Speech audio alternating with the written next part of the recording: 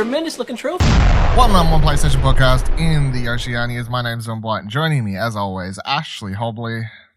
Hey, John, we're just mere days away from PS5s showing up on people's doorsteps. Maybe, if Australia Post does their job. Yeah. I was about to say, more likely if they go out and pick them up and then drop them on their own doorsteps, but yeah. Yes, that's a thing. Take a photo on your doorstep. Yeah, that's the new way to share your social. And so it's PlayStation 5 Eve. That's what I'm calling the episode. That's what we're talking about. And I got to say straight away before we get into like everything on the show, very weird. It's a weird episode because I'm like, this is officially kind of probably the last time we'll be talking about playing stuff on PS4s. Like this is the last time. This is the last time. Like, I know you're still gonna have. Like you said, you're giving yours to your brother, so you'll probably end up playing it.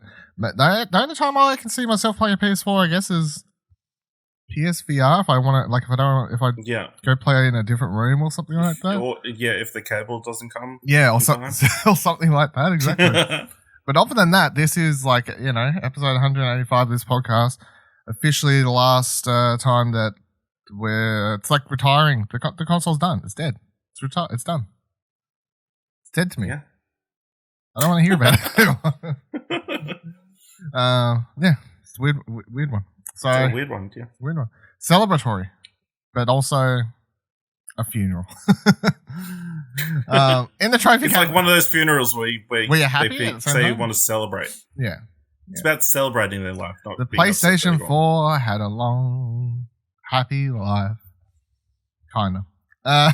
In the trophy cabinet this week, bronze trophy for some new PS5 gameplay videos, silver trophy for new PS5 trophy features, gold trophy for an awesome new PlayStation app, and we hit a platinum for, of course, it being PlayStation 5 Eve. How can we not give the platinum for that? So let's get into the first piece of news. So PlayStation Plus games for November have been revealed, and most importantly, we know that you're going to be getting one PS5 game on launch, which is talking about Bugsnax. It's your PlayStation 5, PlayStation Plus game. Interestingly, the little asterisk on this is that it's a PS5 only game. Like, even though Bugsnax is on PS4 and PS5, they're only giving you the PS5 version, and you will not get the PlayStation 4 version, which is, I feel, kind of weird, but I mean, there you go. I don't know. And the other thing of note about this, I nearly lost my train of thought there, is that we now know that PlayStation Plus PS5 games are going to be bi-monthly. Changes because we'll put a pin in this because we'll come back to it in a second. But Destruction AllStars, which we'll get to in a second, when they revealed that's going to be February's game, they said it's March, and they said Bugsnax is. So that it's valid through till the 4th of January. So. Yep. So Bugsnax has got you. But then there would be a January to February game. If there might be a January 1 month one. It could be Destruction's AllStars is like being allowed a longer window potentially. For people to get into it, but yeah. Or they could still change their minds, and who knows? Or they're not sure exactly when it's going to drop.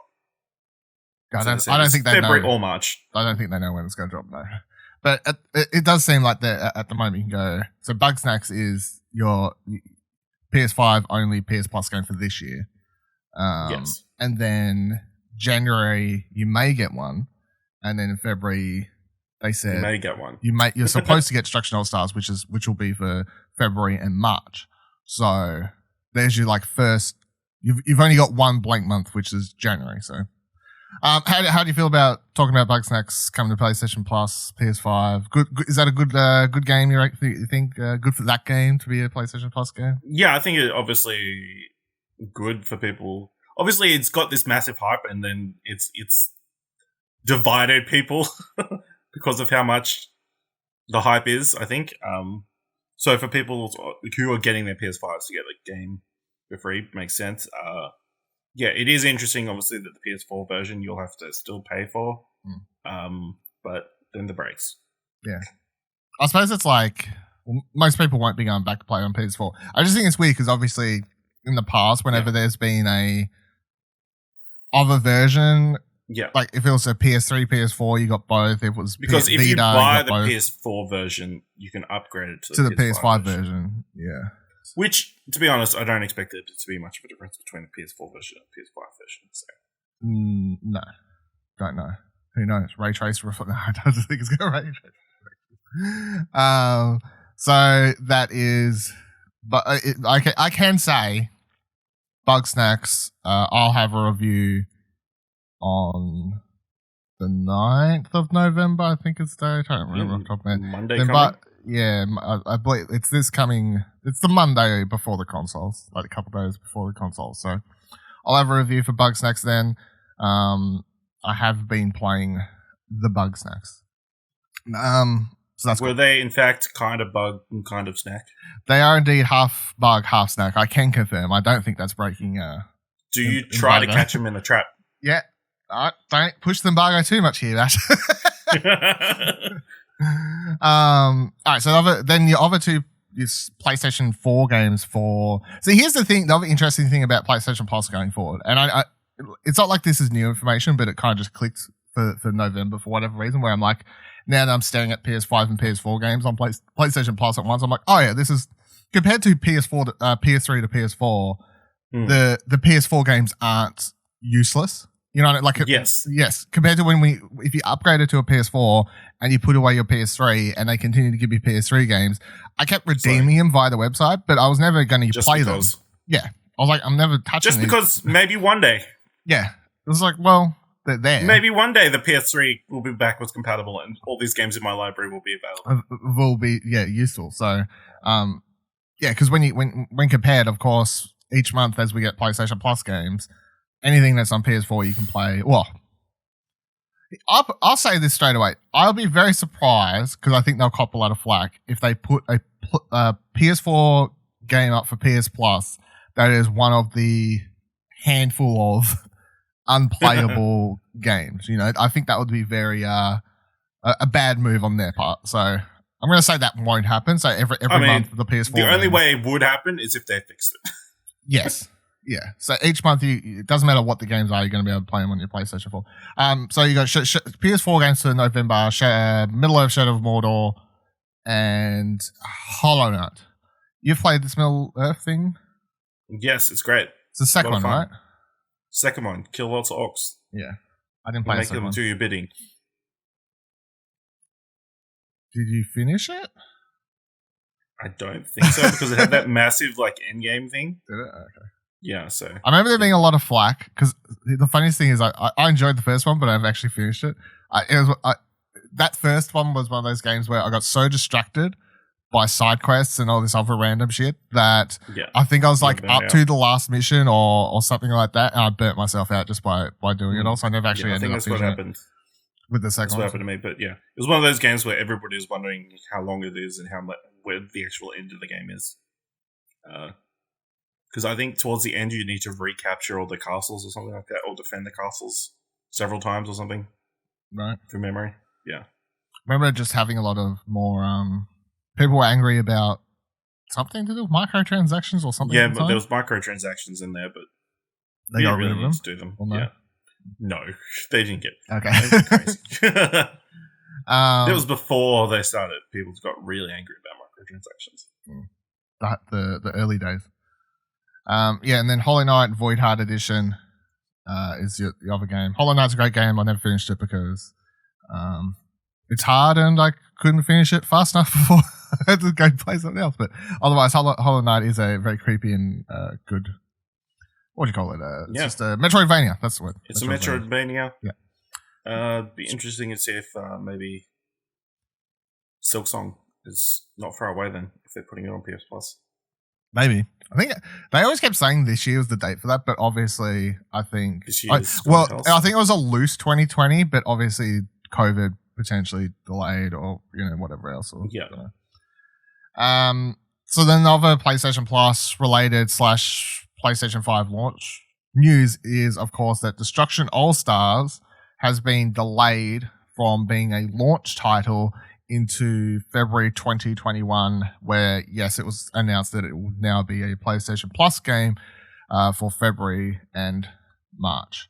So, on the Pete Smith, director of the product development at Sony, said on the PlayStation blog post, Destruction All-Stars is a multiplayer game that's at its best when you're competing with gamers online from all around the world. We want as many people as possible to experience the mayhem on PS5, and what better way to do that than to provide the game to our PlayStation Plus members. Smith also promised that there will be a new trailer and details on the game revealed about the game next week.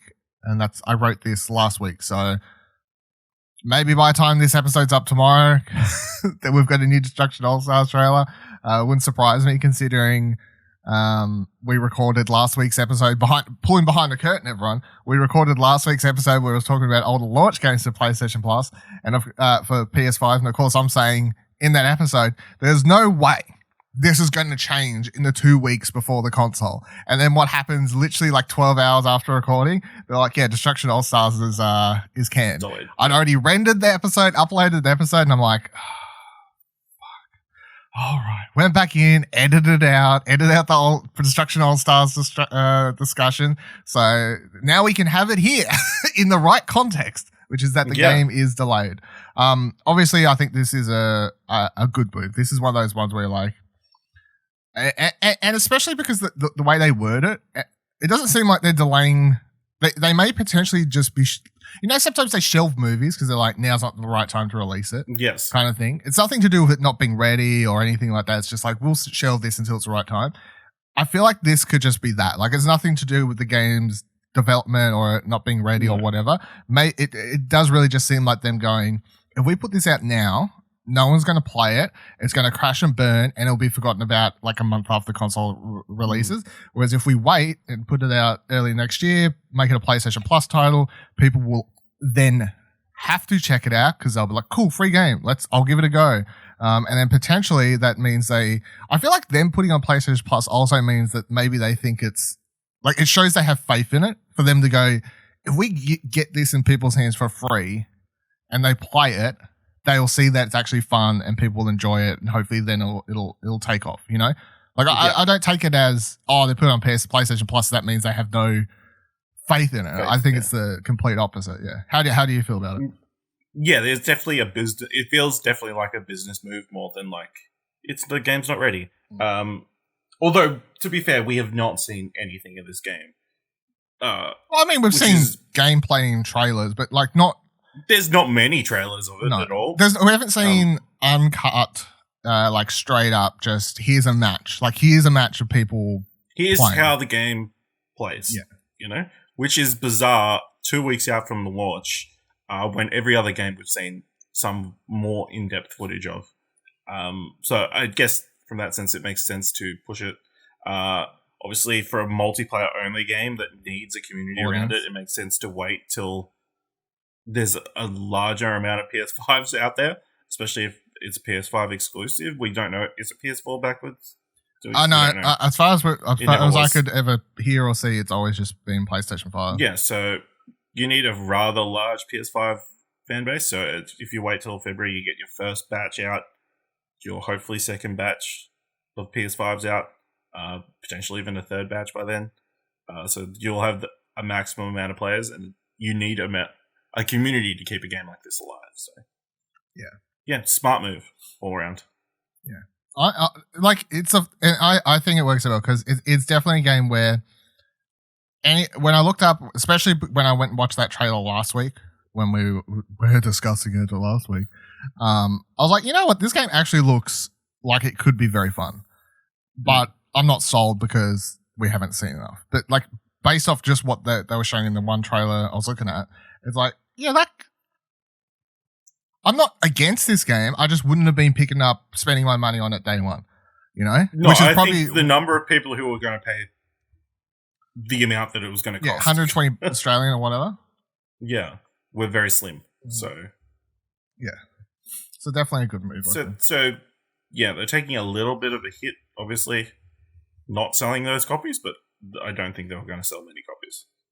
I mean, if it's not microtransactions, but I mean they can, because I don't want microtransactions. Go down the Rocket League road. Yeah, they could sell.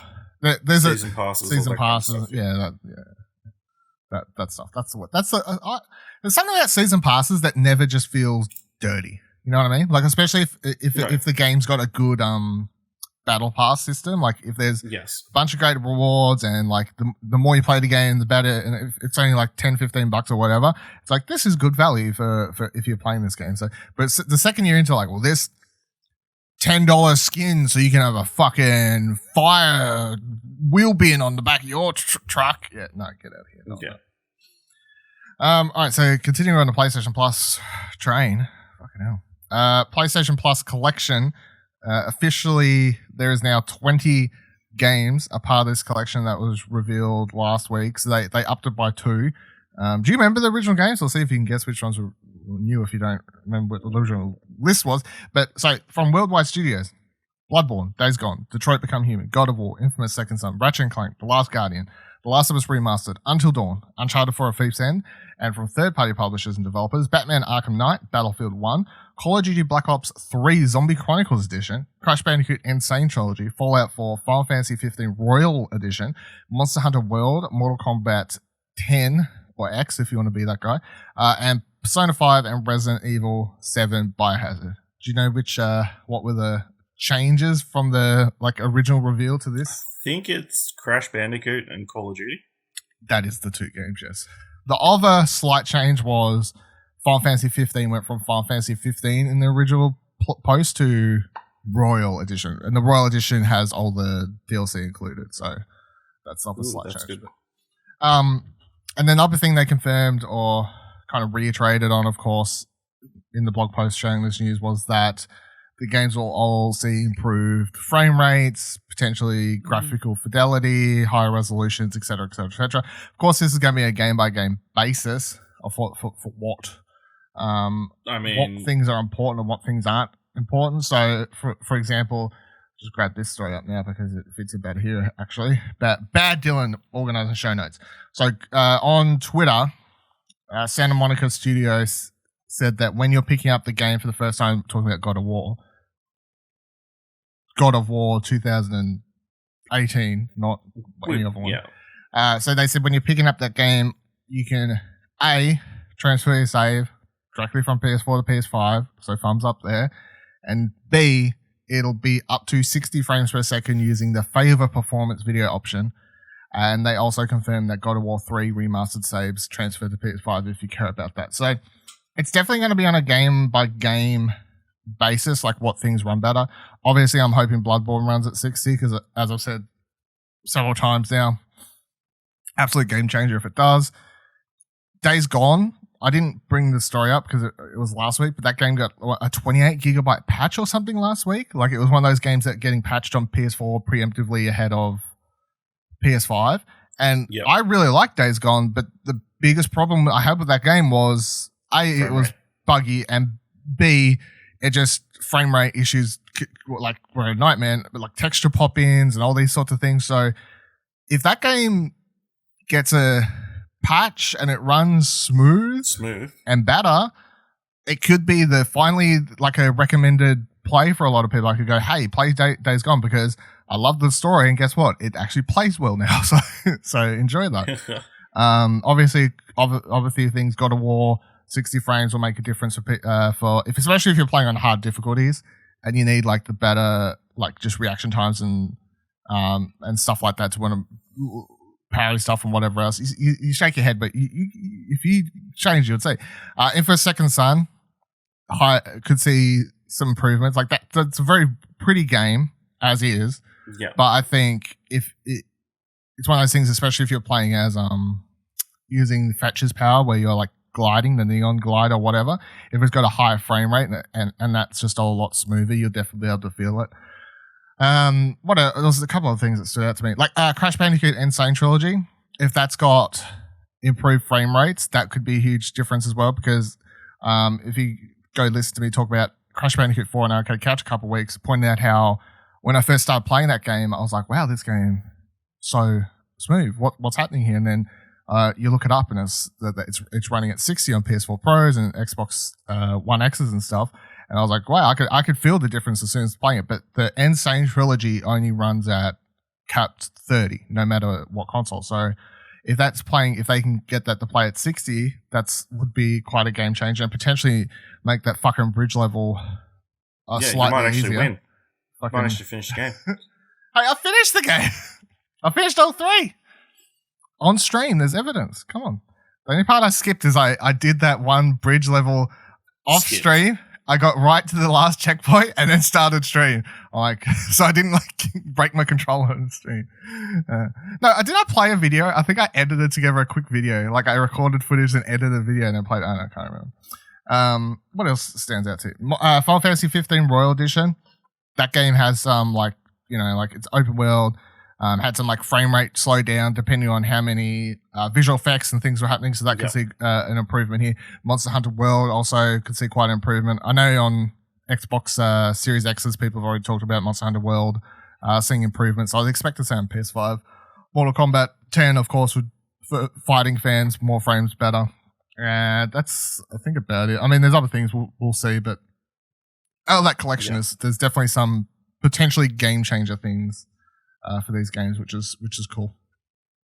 And do you reckon you're going to be playing any of these things, or is this just the thing where you'll redeem them all and be like, yeah, cool? Yeah, probably that. Maybe I'll jump into a couple of different things, depending on how quiet, I guess, Q1 is next year. Well, I mean, how much stuff...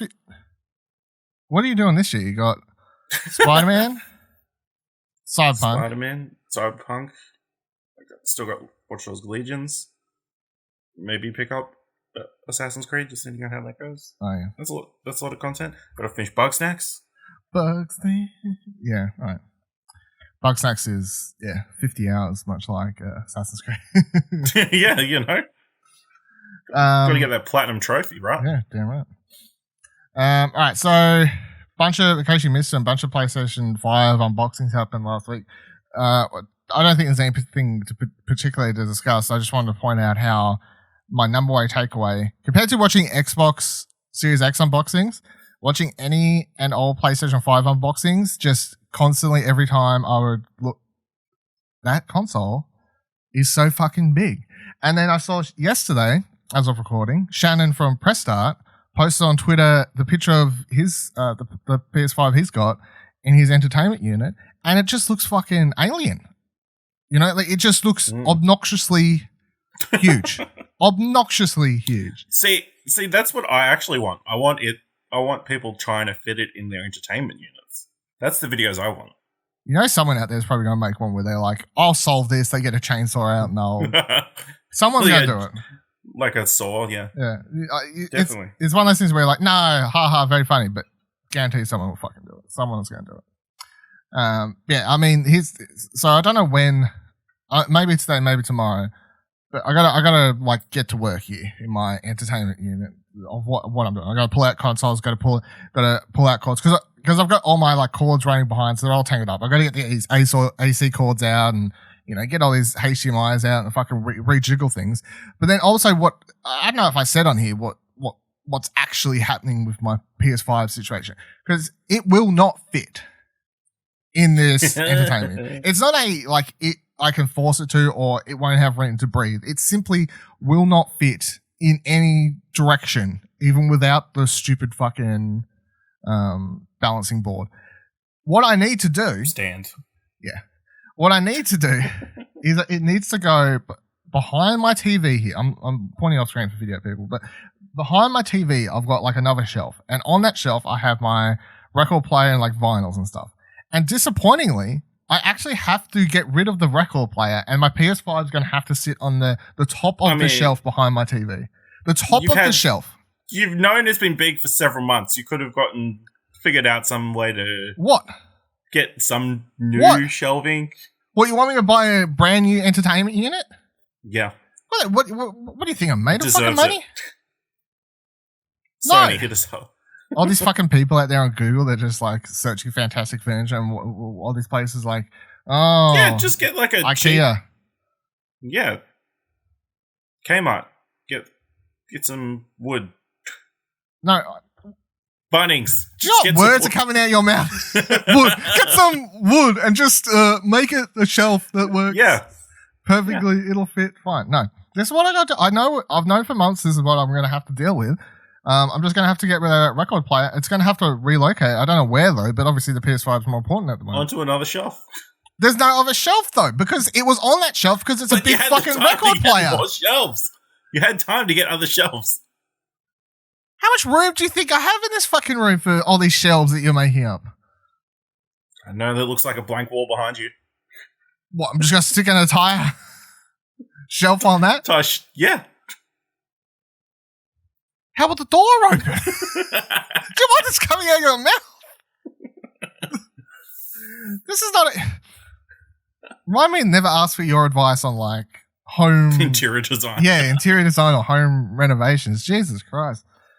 Anyway, so that's you're over there like yours is fitting, right? Yours is probably. I'm pretty confident. Pretty confident. You know what you sound like? You sound like Kieran when he was fucking building his bed at his place or whatever the fuck it was. Oh, I'm pretty confident. Yeah, very confident. Up it. Very confident. Yeah. Well, won't be laughing when we're here next week. Like, oh, well, it's currently sitting on the floor on top of a fucking milk crate because didn't fit in. Not a bad idea. No, that's a horrible idea. Get a nice cloth. Tablecloth on it. Did you just say a nice cloth on top of a milk crate? Tablecloth, yeah. Oh, no, stop. Stop. I'm moving on. This is disgusting. Sony forces custom PS5 faceplates company to shut down. So VGC Video Game Chronicle wrote a report that the owner of the website, who we talked about, what was it, last week or a week before, who was doing these custom PS5 faceplates orders. They originally had the website PlayStation5.com. Then they got forced by Sony to change the name. They were like, yeah, no problem. So they changed it to customisemyplates.com. And then apparently they've now been forced to shut down entirely because the owner of the company told VGC that they said Sony's lawyers told us it was their opinion Sony's intellectual property extended to the faceplates, and that if we continue to sell and distribute them in any country, we could end up in court. I don't know what the... Yep. I mean, it's an interesting one because I don't know. Like, obviously I'm not a lawyer, so it's like how to know the thing. But if they were selling things that simply were shaped similar to the PS5's faceplates, and they were selling them not even named anything close to being PS5 related, like how does Sony? You know what I mean? Like, surely there's I don't know. Yeah, it's a weird one. I think they probably put a target on their backs by originally calling themselves PlayStation. I think the other thing is coming out before the PlayStation actually comes out. I think it was post-release that maybe they wouldn't have been... One, they probably wouldn't have got as much buzz, but they wouldn't have painted such a big target on their back for Sony. I think probably the main thing is Sony's not getting a cut. I feel like that's their main issue. Yeah. And they probably have plans to do custom faceplates in the future, and they don't want somebody else doing it first. Yeah, well, it's definitely it's interesting because obviously Sony hasn't announced any custom faceplates or the option to buy any, or even the plans to do any, and also we don't know of any officially licensed third party places that are doing them just yet. So I feel like I've seen the reaction to this because a lot of people ordered them. Apparently they were selling like hotcakes, these things. According to all reports, that they were like sold out pretty much of people ordering these faceplates, and they've had to refund them all. And it also seems like they had put in order to get the manufacturing started. So I don't know if this person's now like out of pocket and kind of fucked over, but I guess that's the dark and dirty side of. That's why you get a lawyer first. Yeah. Dude, I don't know. It's some an due diligence. It's an interesting one, that's for sure. We'll have to see what happens though, because obviously the amount of people buying them shows to Sony that people want this to change the color of the faceplates. So either put them out yourself, license someone to do it, or let this person give you a cut. You know what I mean? Like, figure something out. People want that camo PS5. Yeah, I think it's interesting. I think I can't remember which podcast said it, but they definitely want to stick with this white look, at least for maybe the first year. So I don't expect any of this stuff to happen till late next year. Yeah, late next year or 2022. Yeah. I think it's about just digging into people's mind what the default image of like PS5 is, I guess, like the branding and that kind of stuff. Yeah, which is weird because other companies have not cared so much. Like, didn't Nintendo have 2 different colors at launch, or I think they did. Yeah, but that was just the controllers. It wasn't the actual. Oh no, there was grey or red. There was grey in the red, the grey and blue joy, whatever it was. Yeah, and they look completely different if you look them side by side. One looks very bland, and another one's obviously very colourful. But yeah. All right, interesting. So next story, IGN writes PS5 and DualSense's accessibility settings detailed. So I thought this was good after asking some of these questions when I was talking about the UI and whatever, but. IGN writes, Sony has detailed accessibility settings. They include reducing or disabling the force of haptic feedback and adaptive triggers on the DualSense. Many of the PS4's accessibility settings will be available on the PS5, including text-to-speech, inverting colors, enabling custom button assignments, but PS5 plans to take it a step further. Quote, PlayStation 5 will offer a voice dictation feature to quickly input text without the use of a virtual keyboard, Sony Entertainment Europe wrote. Simply speak to the words and they'll appear on screen. Screen Reader provides blind and low vision users with options to hear on-screen text, while deaf and hard of hearing users can type text messages, which will be spoken out loud to other party members. These features will now support multiple languages. There's an asterisk there, so I'm sure there's some languages coming on the way, on PS5 globally, along with accessibility settings for button assignments and closed captions that were also available on PS4. PS5 additionally supports color correction, which allows users to adjust color, and in supported games. Games presets will allow users to customize their common settings in advance. PS5 will also include improved audio enhancements to provide players with better spatial. Is that how you say that word? Spatial? It's like you say it like special, but spatial awareness. Spatial. So yeah, on top of the ability to turn you can turn the vibration and the trigger effects off the dual sensors. You can turn all the haptic feedback features off if you don't use them. You can turn off the button tensor on the DualSense if you don't want to use that. And then obviously you've got all the PS5 stuff. So obviously none of us are accessibility experts, but from what I've seen by the reaction on Twitter from people who either need some of this stuff or like cover this sort of stuff. Yeah. The reaction has seemed like this is pretty good. Not quite Xbox adaptive controller level from Sony yet, but it's a step in the right direction that shows they're going into this generation making sure to care, which is good because it's one of those things that I never, of course, again, you just don't think about this stuff often if it's not something that you need to worry about. But I was reading a lot of people's comments about the DualSense controller last week when the videos were going around of people like showing the tension and people talking about how much it vibrates and all this, the feedback and stuff. And then I was seeing a lot of comments of people going, well, can I turn it off because I won't be able to play if that's not an option. It's just one of those things you don't think about. Yeah, so it's good to see that you can turn all this stuff off and adjust stuff on the UI and voice, text to speech, etc., etc., etc. So good job, Sony. Continuing, IGN also writes, PS5 has many pre-orders made in 12 hours as PS4 pre-orders in 12 weeks in the US.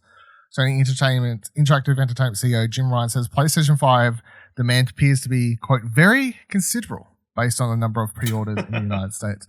Ryan spoke to Reuters about the consumer demand for PS5 on October 27 and said, quote, the demand, as expressed by the level of pre-order, has been very, very considerable. Ryan said that Sony pre-sold as many PS5s in the first 12 hours of pre-orders in the United States as were sold in the first 12 weeks of pre-orders for the PlayStation 4. While Ryan wouldn't talk any specific numbers as it relates to PS5 pre-orders, one can infer that the number must be quite high. Exact PS4 pre-order numbers aren't known, but we know it surpassed 1 million pre-orders worldwide by July 2013, which is 4 months after the console's launch, and over 1 million PS4s were sold within the console's first 24 hours after launch. If the PS5's pre-order numbers in the first 12 hours match the first 12 weeks of PS4 pre-orders, we wouldn't be surprised if the PS5 pre-order number is nearing or past 1 million in the US. This is the complete opposite of, I think, how everyone thought the pre-order situation was going to go this year, because the narrative, and I kind of agreed with it in the lead up to the console pre-orders, was 2020, everyone's losing jobs, everyone can't work, COVID's fucked us all, US is nearing a recession, no one's going to have the money to buy all these video game consoles. However, apparently that's not the case. No. Yeah. Where there's a will, there's a way. There's a way. Yeah. Does this shock you? What's the... Not... Kind of. They obviously, one, have so many pre-orders were available at launch, more than the first 12 weeks of PS4. And it also might be that they opened up PS4 pre-orders way before the console was coming out, so it was a longer lead-in time. Yeah, I think that was like mid-year, like 4 months or something. 4 or 5 months, whereas it's like, it feels like 3 weeks maybe. Yeah. The pre-orders have been open, so... You know, and online ordering probably wasn't as prevalent efficient back then. Wasn't efficient this year either, let's be fair. Yeah. But, you know, wasn't... More people would have gone in store in the past to pre-order. Yeah. So all those factors add up to. It's so interesting. Like, I think if it was a normal year, I'd be less surprised, though. You know what I mean? Like, if 2020 had been a... Whatever you want to consider 2020 had normal been 2020. Year. Yeah. I would have been like, okay, like, that's... Like, good on you for selling a fuck ton, but I think obviously given the year 2020 has been, I'm just surprised to hear how much it's pre-sold. All right, so last week, Sony updated the PlayStation 5 app, and it is, I'm going to put it out now. Here's my one-word review. Very good. That's 2 words, but that's fine. It's amazing. No, I don't know. Amazing seems too hype, but I think compared to what we were used to, this app is something that I will actually now open. They've done it. I'll use the app. It's fucking next level. It. You got me. You got me. I'll actually use your fucking app. So in case you haven't downloaded it, if you update it on whatever phone you've got, you'll notice as soon as you load in, it is very pretty. Like, it has a much cleaner UI on the front page. It has like most recent games your friends have been playing right in front of you. You can then click on any of those games. It'll take you to that friend's profile, and you can check out their trophies or whatever the hell you want to do. It'll show you your most recently played game. Of course, it's got your trophies and stuff there. You can scroll down for your most recent ones. It's got the next panel across. I should have somehow worked out how to stream my video from my phone, but it's fine. The next panel across is they've got the Explore tab, so this is basically the equivalent to the PS5 UI one they showed off with the news tab. I assume this is going to be a shared. Like, you'll probably see similar, if not same, news stories. They're supposed to be like curated towards what you're playing and whatever else here, but but it works. Like, it loads. It doesn't take. As soon as you click on it, there's stuff there, which is, I know shouldn't be such a big deal, but it is a factor when we're talking about the PlayStation app. The middle icon on the app is the PlayStation Store.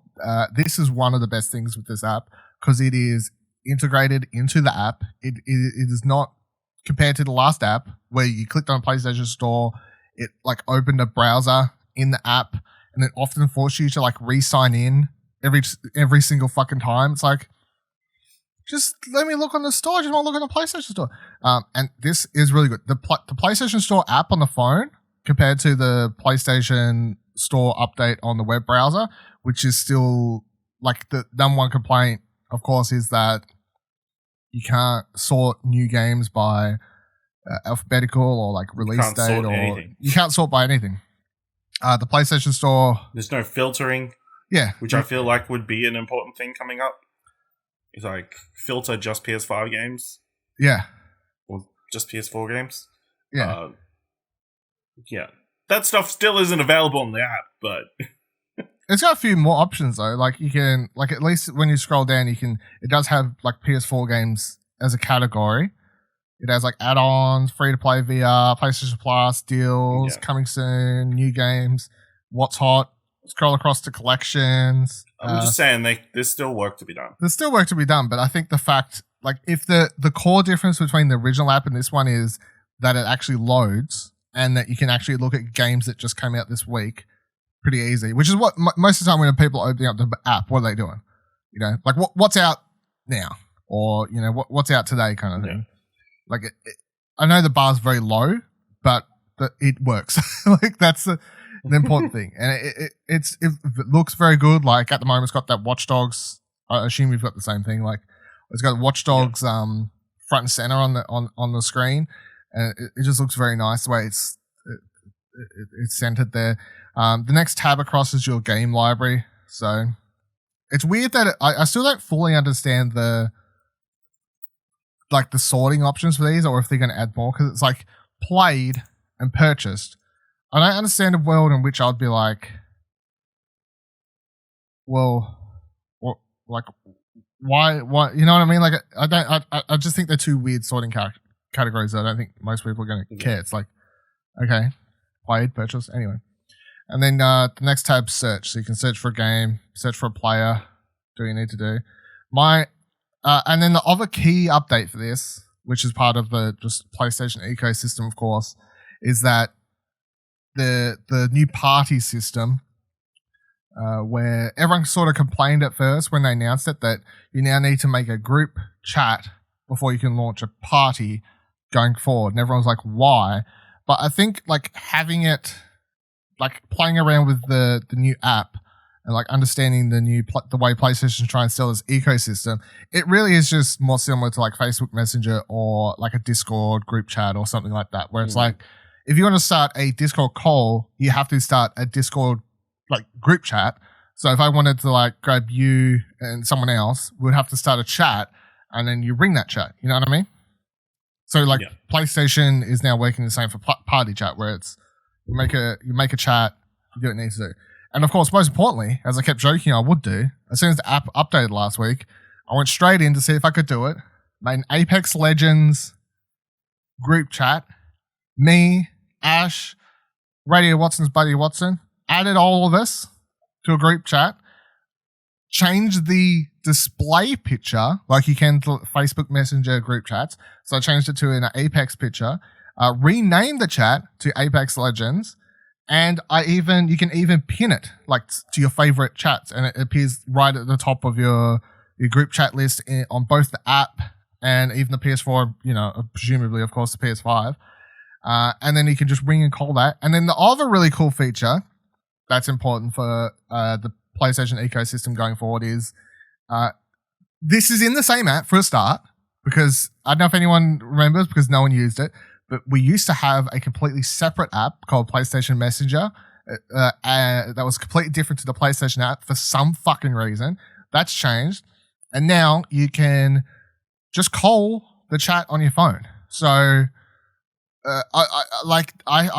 you don't have to game chat with the headset on your console while you're gaming anymore. Like if you want to have the audio coming through your TV quietly, and you want to just plug in like your iPhone, shitty headphones or something, and just join the party chat on your phone, and then two other people could be chatting using their headsets on the console, you can do that. Like that's a thing you can do now, which is really cool, I think. Like obviously, it's not like next level. It's the year 2020, so it's not like a shocking use of technology. Revolutionary, yeah. But it is cool. I think it's nice changes. How do you feel about the app and the messenger changes and all this sort of stuff? Yeah, I haven't utilized it very much yet, so we'll see how we go. But yeah, it seems to be setting things up. So we'll see how they play out in the next couple of months.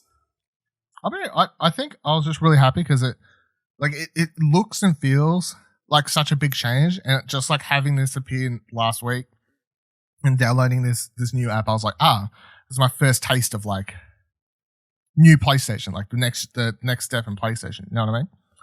Just because it feels new. Also, would you even bother to use the PlayStation app before at all? Like, did you ever open it or no? Only if I needed to download a code or redeem a code, which I will say is not working currently. So I got it to work the other day. I did it, so I don't know. Okay, well, it's not working for me, and it wasn't working on the website either. So weird. Yeah, because I remember you said that, and then I had to redeem something, but I got it to work, so I don't know. So I use the app. Like I used to, I would open it every now and then just to see who's online, see what they're playing.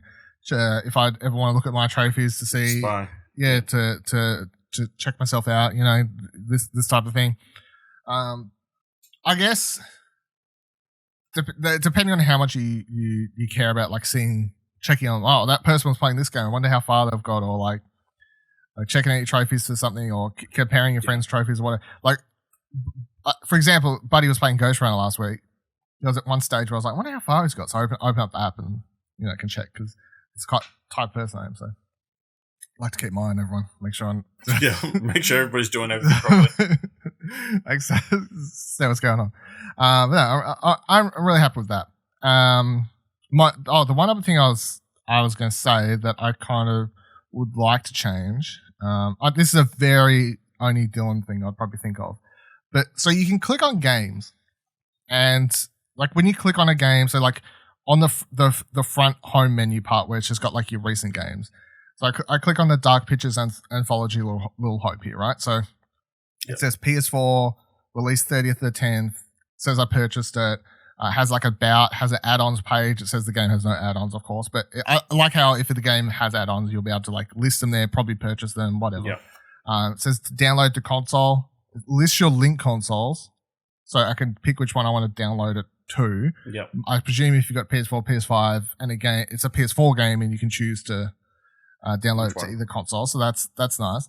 Then it has, of course, the list of everything here, like PS Plus required to play, blah blah blah, PS Pro enhanced, remote play, etc., etc., etc. And it's got a bunch of other details at the bottom, including some screenshots. Now, my little ask, if anyone from Sony is listening, is that as cool as it is to have screenshots here, it'd be really fucking handy if you could actually save them to your phone. Because I feel like if, like, say I want to tweet about this game, I'm like, I just finished the Dark Pictures. I want to find like a nice high quality picture to tweet out about the game.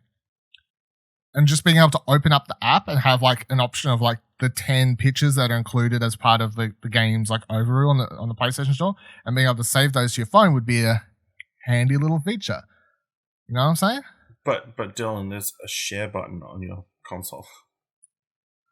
Yeah, but I'm saying if I want to, but these aren't my screenshots. These are just the ones that included. But should they be? Is what I'm saying. What? Should your library of screenshots and stuff go to some sort of cloud so you can access it from the app? Well, I mean, these are things we're still waiting to hopefully hear about, obviously, which seems weird a week out from the console, but I don't think it's going to be, but that's what. I don't know.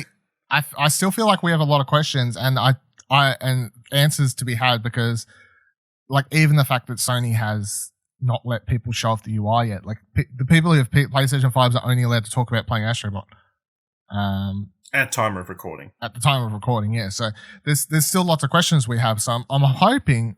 I can hope until I'm proven wrong. As far like what's wrong with having a little bit of hope? But yeah, of course, what you're talking about, in case people aren't picking up on it, is Xbox's app and ecosystem with the consoles going forth has this thing where, say you're playing an Xbox Series X, you take a screenshot of a game, you record some gameplay, whatever.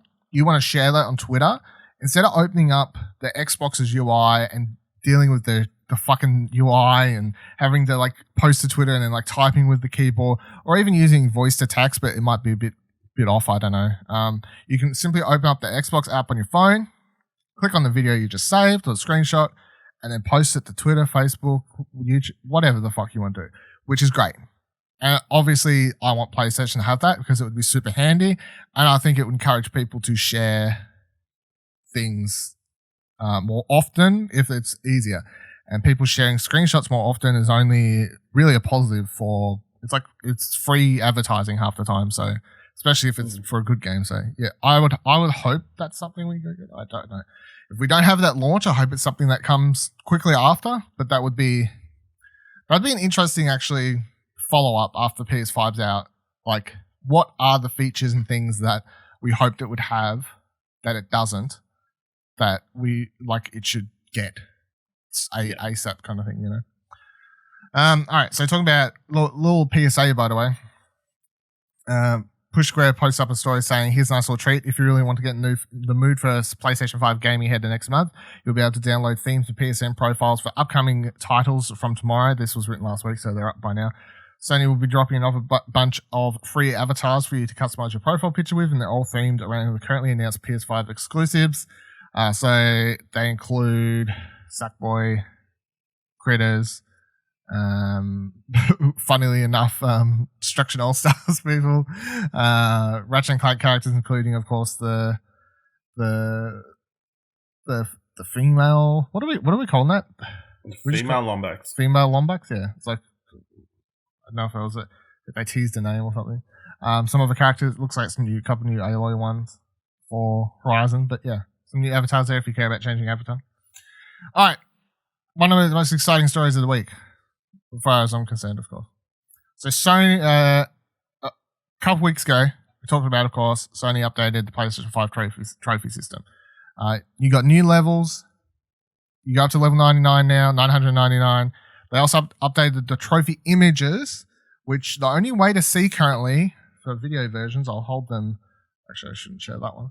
If you can, there's my Dark Pictures Anthology trophies. I got fuck all trophies, but there are new images. So you've got new platinum, which looks pretty hot. I like the platinum image. Have you seen these, Ash? Have you looked at this on the app? Like, have you seen? No. Have you even picked up on this, Ash? Fucking hell, Jesus Christ! If you look on the app and you look at any game, there's new platinum image, hot looking platinum. I like this platinum. The gold, silver, and bronze, not such a big fan of. They're kind of whatever. But the platinum, I'm all about. I reckon the platinum looks quite hot. So we've got some new trophy images that are now part of the ecosystem going forward.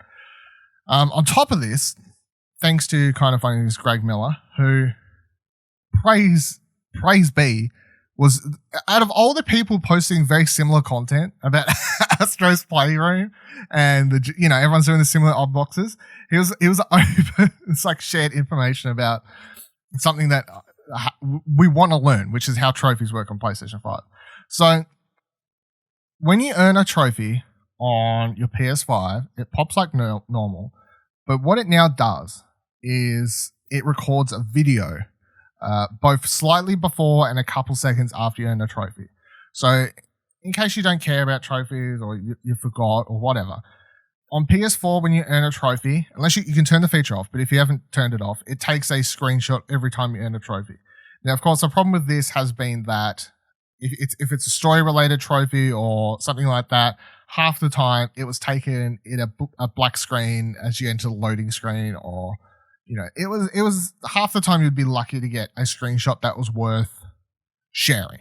They just weren't memorable. It was like 99% black screen for some reason. Yeah.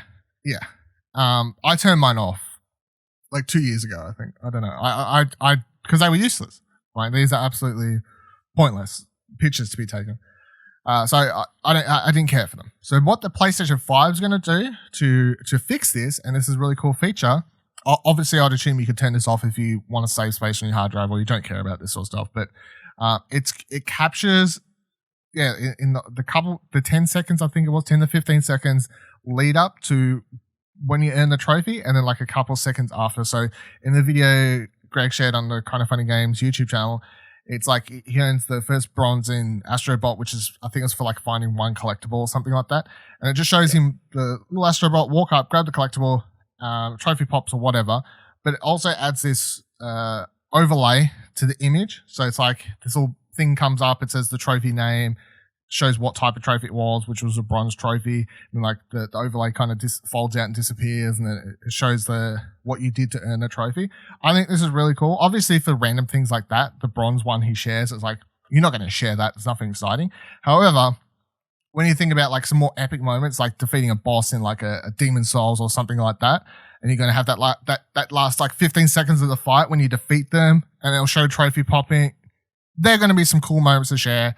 And I appreciate that they've changed this feature for people who care, because the one that was on the PlayStation 4 was utterly useless. Like, it was a cool idea, I guess, in concept, but it very quickly turned out to just not be practical to ever capture great screenshots. Like, the amount of times I would try right before earning a platinum, like especially if it was peeking at like a last collectible for a platinum, and I'd grab the collectible quickly, like try and swing the camera around and like get a good thing, but then it still wouldn't fucking fuck it up. Like, anyway, no. Do you have any thoughts about this? You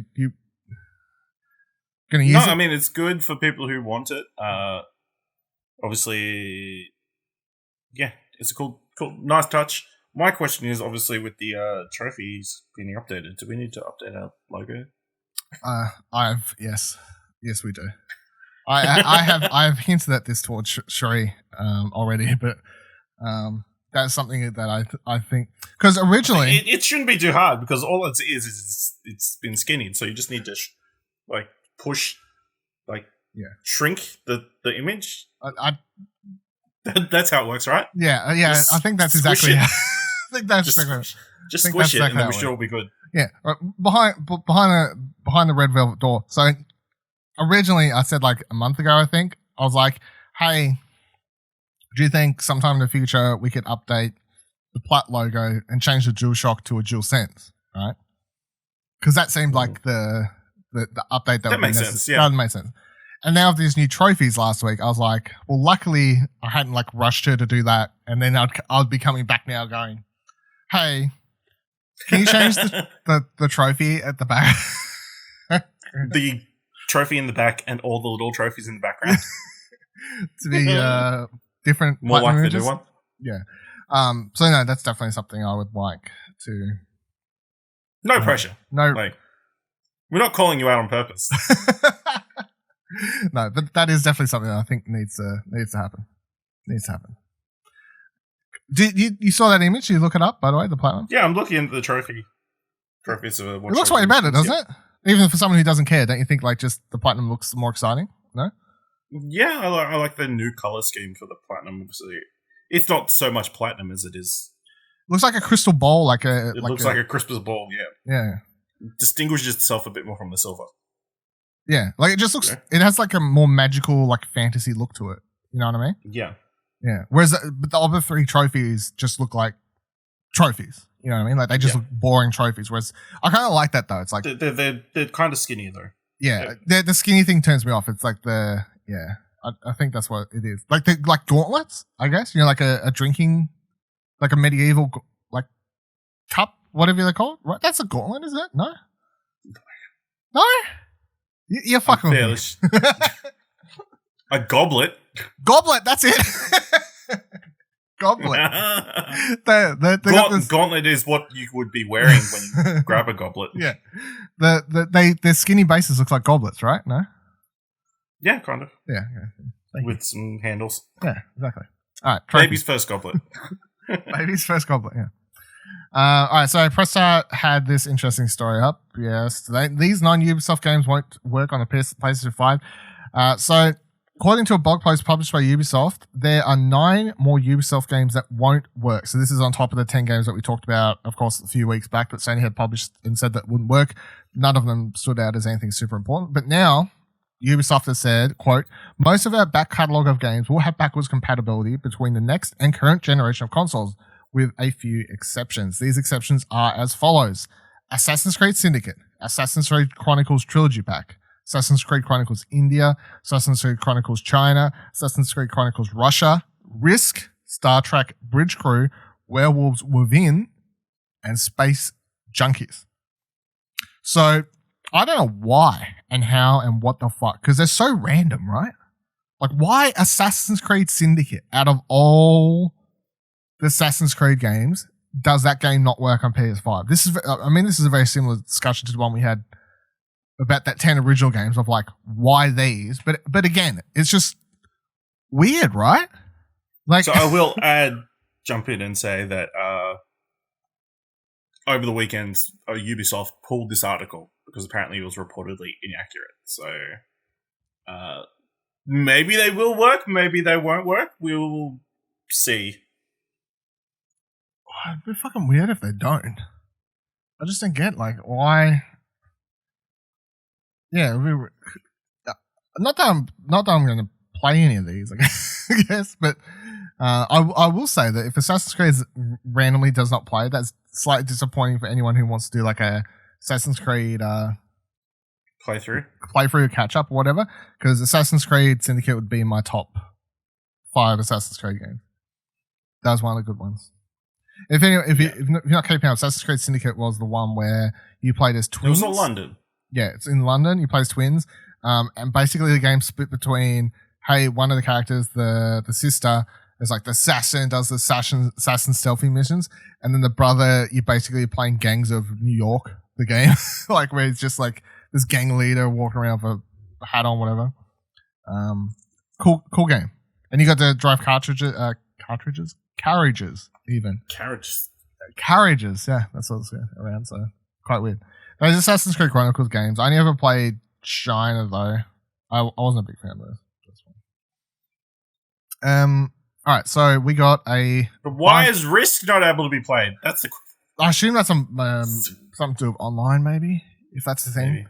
Like that would have to. That could be because the other 3, I think, are online games as well. The other 3 are online, so I could like if they were the 3, I'd be like, okay, so it's like something to do with VR or something to do with multiplayer or like servers or I don't know, it's weird. But the Assassin's Creed games, I'm like, I don't understand. All right, so Sony, of course, I feel like after we record this episode, we're probably going to see some Destruction AllStars, maybe some other gameplay drop. I think we're going to see more gameplay drop throughout the week for stuff. I think Sony is like, instead of doing the Xbox thing of give 1 million consoles to everyone but us, Sony's doing more of a less consoles, but they're spreading out and dropping these trailers for their the games they have, because that's something they have that Xbox doesn't have, so they can actually share gameplay videos and stuff. One of which they dropped late last week was new Demon's Souls gameplay, and again, very, very pretty. Now there was a follow-up interview with Level Up where Blue Point creative director said that the game does not use ray tracing. This was only a story because it had either been rumored or incorrectly stated previously that the game would use ray tracing. The game does not use ray tracing. I wouldn't have expected the game to use ray tracing because why would you? You're going to be like, this is old mumbo jumbo for you, but why would you put ray tracing in a Souls game and then potentially have the frame rate drop to like 30 frames? I can guarantee that anyone who's a Souls player who cares would have just turned ray tracing off to get like more frames, because that's more important for Souls games. Isn't it like very overcast, so there wouldn't be many rays for there to be traced? Oh my god, that's how it works, right? I think that's how it works. Yeah, you're right. But no, did you look at this gameplay at all? Even though it's a game you don't care about, just to. No, I didn't. So okay, I'll take your word for it. It's very pretty.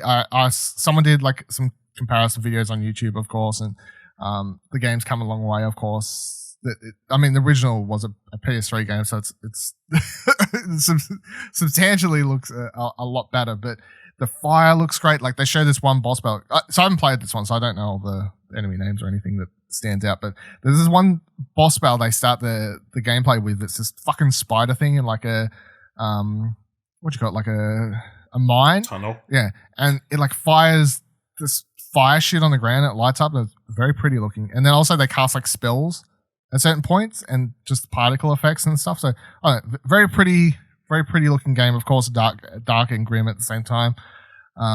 They weirdly cut at some points. I think it's just to like speed up this level they're showing. I would have kind of preferred to just seen like 5 to 10 minutes uncut, because just like, especially when they're transferring between different areas where there would potentially be load screens, just so we can see some of that uncut loading screen stuff happening. But otherwise, excited for this. Looks very pretty. I don't know. Honestly, here's the thing. The boss battle, the first boss battle, the spider one, I'm like, yeah, I reckon I can do this. Like, I understood the pattern. I'm looking at it going, yeah, I can get this one down. They get to this boss battle at the end of the gameplay. I'm like, this thing can get fucked. This thing can get fucked. And I look in the comments and see people writing about it, and they're like, oh, such and such is already giving me fucking anxiety just watching it. That thing nearly made me break a controller. And I'm like, no.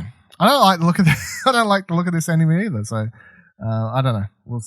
I'm excited to play it. Maybe not so much excited to break a controller over it though.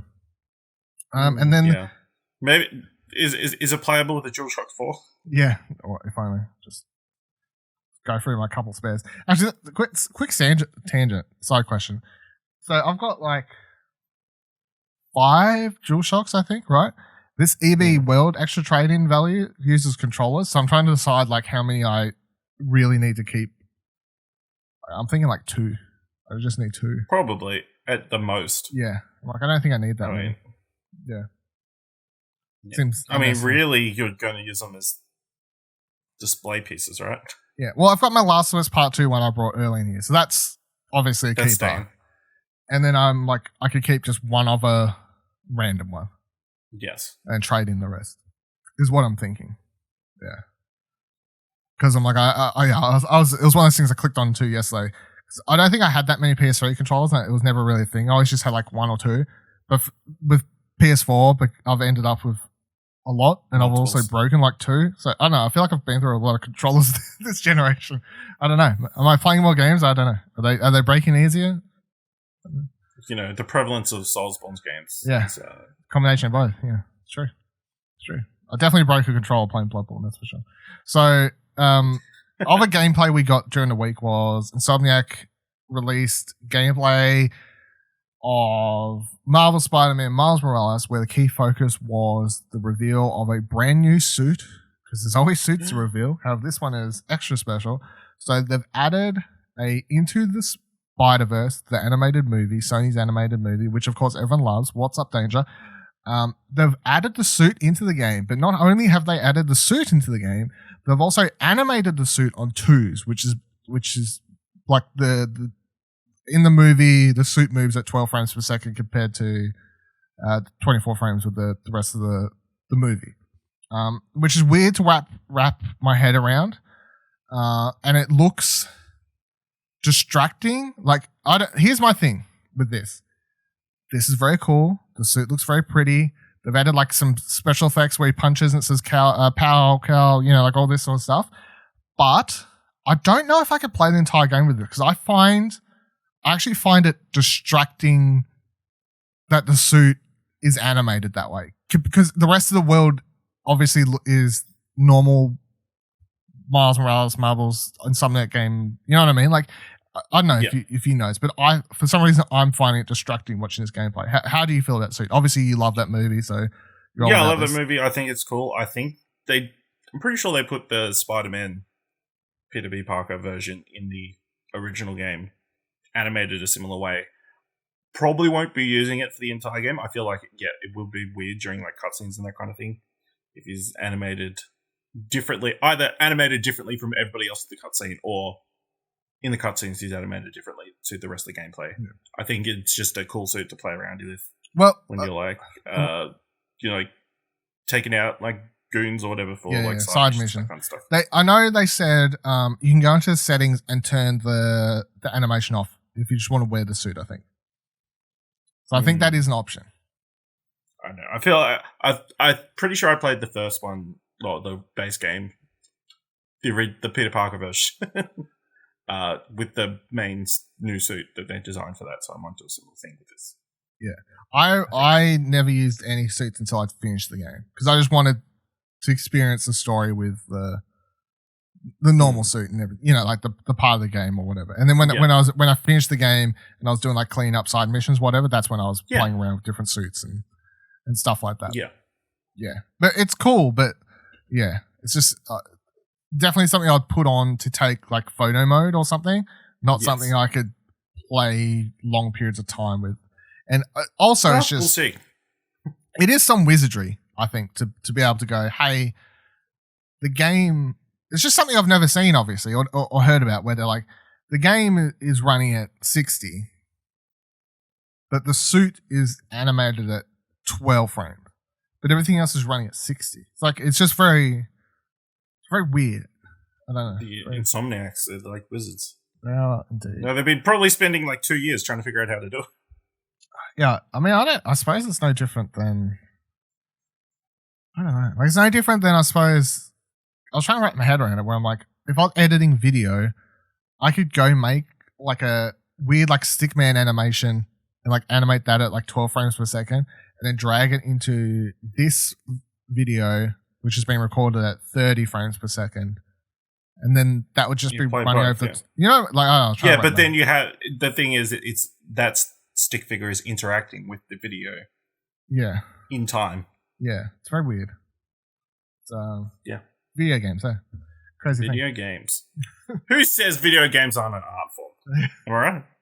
No one says that these days, do they? No, isn't that agreed upon by nearly everyone who's not only old people, politicians. Well, they know.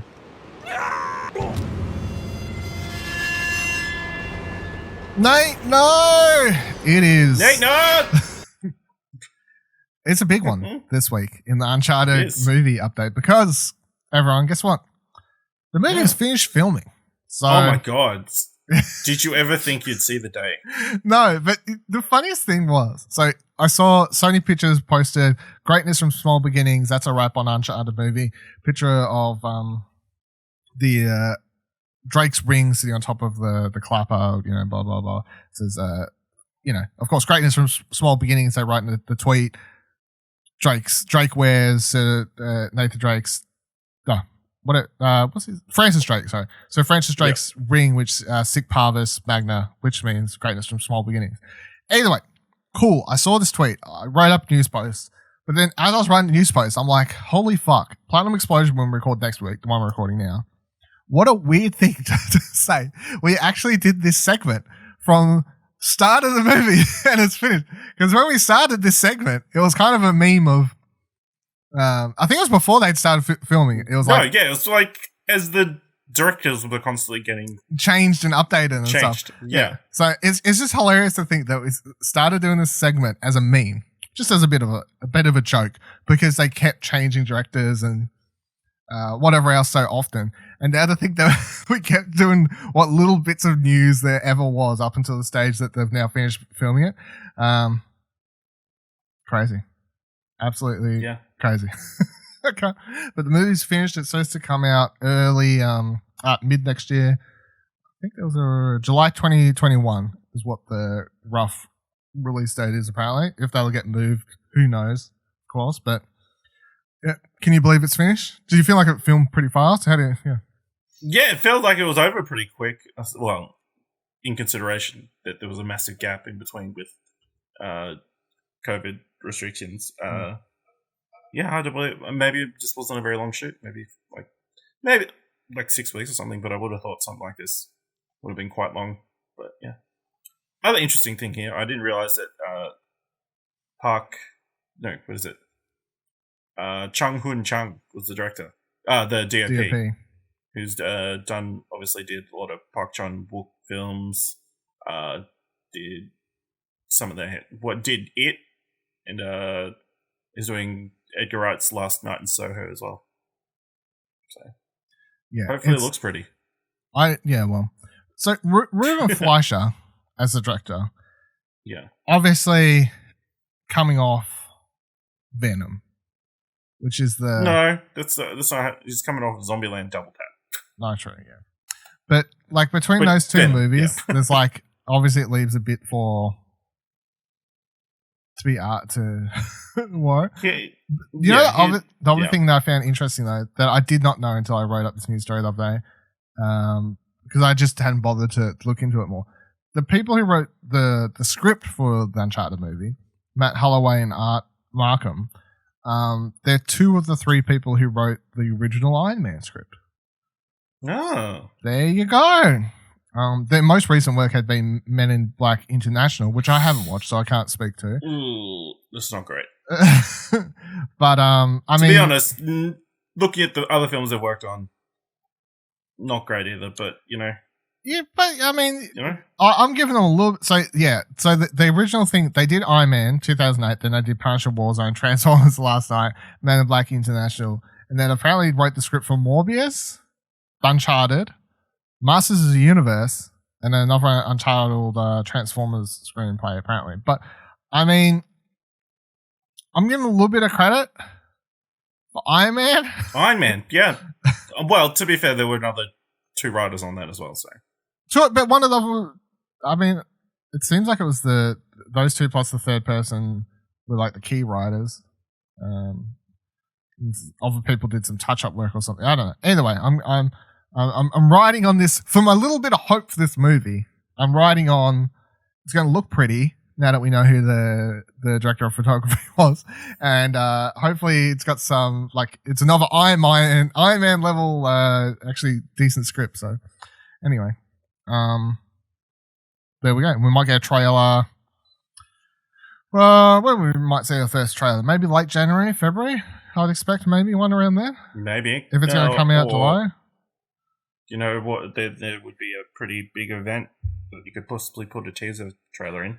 You reckon they might drop one at Game Awards that fast? Maybe. Like a teaser. Oh, yeah, I suppose. Like a barely anything. Yeah, like a 30-second thing. Could be a thing. That'd be big if it happens. Just put the score and shot of Nathan Drake and then him falling off a cliff and slowly going, Nate, no! PSVR for the players. All right, so we have two interesting VR stories this week. Both basically around the fact that Sony is just really not making it easy for if you're a PlayStation VR user to really be excited about or use your PlayStation VR headset on the PS5. So firstly, last week they finally put up the website for where to and how to get the PlayStation 4 Camera Adaptor.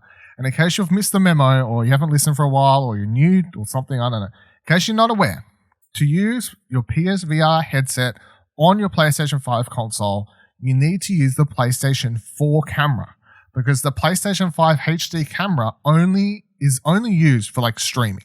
That's its sole purpose. It will not work and will not recognize VR headset. So you're up shit creek there. So you need to use the PlayStation 4 camera. However, to use the PlayStation 4 camera on your PS5, you need an adapter. And Sony has been telling us this for months and months and months. However, they weren't telling us how and where the fuck to get the adapter. They kept saying, You'll be able to get it for free. You'll be able to get it for free. So last week, at that point, 3 weeks out from launch of the console, the greatest time to finally reveal how to get this thing. They put up a website and it shat the goose for the first 24 hours basically of the thing. So I went onto the website and how you have to redeem it is you get on the back of your VR what's it out? I'm meant to think what it's called. It's your VR outbox or whatever it's called. Whatever it's called, the little box world HDMI. The processor unit. Yeah, there you go. So on the back of that, you get a little serial number and you take it to the website. And it's supposed to be as simple as put that serial number in. They'll say, okay, input your name, address, etc., etc. They'll ship you out the little camera adapter. However, myself and a lot of other people, by just simply looking around Twitter at the time, including people I follow on Twitter, were having trouble using the website. And it seemed to mostly just be either Australian or European people. I couldn't see anyone in the US having trouble. But because I was like, fuck it, I got nothing else to do. I was sitting here just writing news stories all day anyway. So I went on called the PlayStation helpline because I've never done that before. I'm like, here we go. This will be an experience. an hour and 15 or 20 minutes or something it was, I was on hold for a person who I'm going to presume is from fucking Scotland, picked up the fucking phone because they had like the thickest, it was a woman with the thickest like Scottish accent. And I'm like, yeah. It must just be an EU call center. I think so. And I was like, well, this is funny. I'm not going to try and move the accent, but I can't say I've ever spoken to a Scottish helpline person, but it was fun. She was nice, so it was nice. Yeah. So I did ask her, if she knows this is an issue, like is this a thing that's you've like is a known issue of a callback? And she did say that she has had, or that they have been having a lot of reports of people calling up about the PlayStation 5, PlayStation 4 Camera Adaptor, and she told me to keep my eye on the PlayStation blog and all this sort of stuff in case they change the way to update it. Next morning, Sony and Shuhei, I know, tweeted out the link again, said, try again, should be working, blah, blah, blah, blah. I got an email that said, hey, try again, it should be working now. I tried again, it's worked. I've now redeemed my PlayStation 4 Camera Adaptor. So there is a happy end to this story. I went and looked up some people on Twitter who I saw having I bookmarked their tweets. I went back to their profiles. Some of them hadn't bothered following up. Some of them had followed up and said that they'd now got the adapter to work. And all of those people, I believe, were either Australian or European. So I think it was just the website wasn't working for this side of the world, but it was working for US. Nonetheless, I've now redeemed my PlayStation fucking adapter. But what a process. Yeah, so hopefully Australia Post, again, doesn't screw you over and lose your... My little fucking adapter. I assume there won't be any tracking or anything on this delivery. No, I don't think so. No. Just get an email that's like... We sent it. Goodbye. You got it! Okay, cool, thanks. So that was a pain in the ass. Let alone the fact that they've only released this information, 3 weeks out. And then no one's going to be playing PSVR on launch week. Unlikely. Maybe Americans? I guess, like if they may get their stuff delivered launch week. I don't know. There's no way we are. Weird. No fucking way. Unless they're mailing them out right now. Yeah. I mean, I'll be surprised. But on top of this, so that's a whole thing. That's annoying. That's a fucking mess. It was interesting. It was an experience, though. Whatever. On top of this, we also have learnt this week that Hitman 3 and No Man's Sky, at least those two games, you will need to be playing the PS4 version of those games, booting up the PS4 version on your PS5 to use the PSVR versions of those games, which is a lot to get your head around. Especially because both those games have free upgrades. So both Hitman 3 and No Man's Skies are getting free upgrades to PlayStation 5 versions, right? Okay. This week they announced No Man's Skies PS5 version on the way. High frame rates, higher graphic fidelity, etc., etc. Cool story. But then they're also like, if you want to continue to play PSVR, you have to be booting the PS4 version of the game. Now, this is okay if you have No Man's Sky digitally PS4, because you'll just get a free upgrade, and I guess you can just choose to tell that version to get fucked and download the PS4 version if you want to play PSVR. Yeah, that would be my question. Yeah. Can you install both? Both? Or one? Or when you pick install, can you pick... Because this is what I'm thinking. Like, obviously, I'm guesstimating because we don't have PlayStation 5. Even if we did, we couldn't tell you. But I'm going to assume that if a game has two versions, if you, like, say, remember how I was saying on the PlayStation app, where a game's there and it says, like, two versions? I'm going to assume that No Man's Sky, I can click install PS5 and choose, like, which version. That's what I'm assuming / hoping. Has to be, right?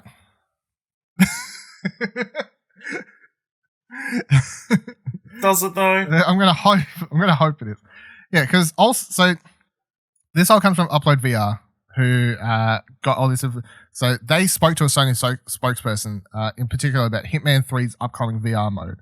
where a Sony spokesperson told them, quote, "You'll need the PS4 version of Hitman 3 to play it in VR since the PSVR operates as a backwards compatible device." So since PSVR operates as a backwards compatible device, if you're booting up a PS5 version of the game, it's like, well, that's not backwards compatible. That's you're playing a PS5 game. What a fucking mess. What a fucking mess. I mean, the other thing to take from this is there's going to be no PS5 VR games. VR games. Yes. That is the other, like, if you read between the lines, not only does that mean there's probably not going to be any PSVR games, which gets confusing to talk about because you're like, what are you saying? But it also means that potentially, even if they do start making they get past this workaround, they're like, okay, so we've got ones that boot as PS5 and let you play in PSVR. But because all the accessories for PSVR are backwards compatible devices, like the aim controller and such, that means they wouldn't work either because they're backwards compatible devices like the DualShock and everything. It's a fucking mess is what it is. It's a fucking disgusting mess. So you pair this with the fact that Jim Ryan, in a recent interview with fucking Washington Post, said that he does not think that VR is a meaningful component of PlayStation this year or the next, but will hopefully be in the future. Like, I think him saying that, paired with how much of a mess getting this adapter was, paired with the fact that we're learning this week that to play PSVR version of games, you've got to be a very aware, up-to-date customer, consumer, like aware of what and what versions of games you're planning on buying so you make sure you don't fuck yourself over. It just means that PlayStation VR fans on PS5 are getting absolutely fucked over. Like, I think it's pretty shithouse, to be honest. Like, it is. And the thing I was thinking about last night when I was laying in bed, because I like to lay in bed awake and think about weird things, is I'm laying in bed and I'm just thinking, like, what was it last year? When Astro's Playroom came out? Astro's Rescue Mission. That was 2018, right? Yep. Yeah. So 2018, we had like 2 PSVR games in our top 10 games of the year, right? Beat Saber and Astro's Rescue Mission. Was Tetris Effect that year as well? Yeah, and Tetris Effect. Which, yeah. So that was a massive year. That was like, oh my God, PSVR is going off. And we even had Blood and Truth, shortly after that or whatever it was. Like, it felt like PSVR was a meaningful part of the PlayStation ecosystem. And as we've come into this year, I understand, of course, no one expected VR to be up to the same level of importance to the PlayStation 5 or anything like that. But I really do feel like it's not that it feels like it's just taken a step down. It feels like it's like dropped off. Like, what games are coming? None. Yeah. Iron Man came out and that was it. Yep. Exactly. It's kind of disgusting. I don't know who to point the blame at, but yeah, I definitely feel like it's disappointing. I don't like it, and I think just how hard they're making it for people who are PlayStation VR users. It's just completely fucked up. Imagine a world where I would be so annoyed if I was in a world where I hadn't brought gotten to Oculus headsets or something like that, because if I'd stuck with PSVR being my only and the way I like to play PSVR VR stuff, I'd just be like, well, you forced me to get an Oculus now, haven't you? I mean, maybe they saw the Oculus Quest 2 and they're like, we can't really compete. Yeah. I mean, like, they have to compete with their next headset, but it's like there's no reason to just completely kind of drop the ball in PSVR, especially because, like, I'm not going to say this is Shuhei's fault because I don't think it is, but it's just you think back to those years where Shuhei was saying that PSVR is like Sony is treating it as a one arm. It's another arm of the PlayStation ecosystem, important part, and it did feel like that for those couple of years there, 2000 from release all the way up until I would say, mid last year or whatever. Because then even it dropped off for a while, and then we got Iron Man. It's like, okay, boot up the headset, play that, but then it's nothing. And then as we're approaching the PS5 release, it doesn't feel like the PSVR is a meaningful arm of Sony. It just feels like it's dropped off completely, and which would maybe make more sense if they had, like, you didn't have these Jim Ryan comments about it not being important, or we knew they had another headset on the way officially, or whatever else. Because they definitely have another headset in the way. We've talked about stories before where there's patents and research and there's job listings and like there's crumbs to follow that says that Sony's working on a follow-up VR headset. But if you want to read between the lines of his comments saying it's not important this year, it's not important next year, it might be important the year after. If you want to read between the lines, that means I guess we're getting PSVR 2 2022, like at the earliest. I guess if you want to go off Jim Ryan's comments, you know what I mean? Yeah. Do you have anything else? How do you feel as a PSVR owner? What else is there to say? You know, obviously it looks like it's kind of an afterthought at this point, to a certain degree. Unless, yeah, if it isn't native to PS5, I think there's obviously clear issues for its future. Yeah. And why wasn't that? I've just so many questions of why wasn't that taken into account or thought about when they were designing the console. I don't know. It's weird. I mean, I guess the answer is that whatever the PSVR 2 is, it's not going to use the camera. It's going to be an Oculus equivalent headset. It's hopefully going to be cord free. I mean, if they release a PlayStation VR 2, it's probably not going to need your console to play, I guess is the thing. Like ideally, if they want to stay relevant, that would be like the Vita replacement. Is they're like, yeah, we don't do handhelds anymore. We do traveling VR headsets. Like we're in competition with Oculus, but to a degree, I guess. But it's part of the PlayStation ecosystem. You know what I mean? Like I feel like that's what they would have to do. But nonetheless, that's PSVR. PlayStation 5 is next week. Get excited. Oof. Don't want to end the show on a downer note or anything, but yeah, it is PlayStation 5 Eve. Of course, that is it for this week's episode. But just so you're all aware, please be aware, next week's episode will not publish on Wednesday. It'll publish probably early Friday morning, if everything goes correctly.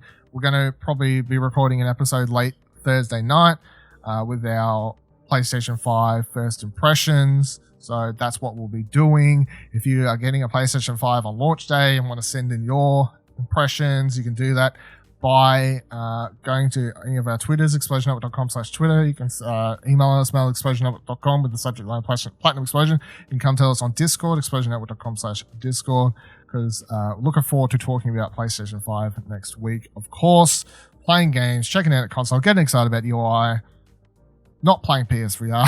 But other than that, it's going to be a good old time. And until then, remember that every trophy counts.